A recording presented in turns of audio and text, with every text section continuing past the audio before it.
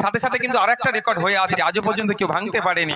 যেমন 2720 রেকর্ড ভাঙতে পারেনি, মায়েরাও একটা রেকর্ড ওই রক্তদান শিবিরে করেছিল। মায়েদের জন্য একটা ছোট্ট করে আমরা স্যালুট জানাই মায়েদেরকে। 500 জনের অধিক ওই ক্যাম্পে রক্ত দিয়েছিল। আজও পর্যন্ত পশ্চিমবাংলার কোনো এমন রক্তদান ক্যাম্প হয়নি, শিবির হয়নি যেখানে 500-র অধিক মহিলারা রক্ত দিয়েছে। শুধুমাত্র ভাঙড়ের মা বোনেরাই দেখিয়ে দিয়েছিল। ধন্যবাদ ভাঙড়ের মা বোনেদেরকে। আজকেও চালতাবেড়িয়া অঞ্চল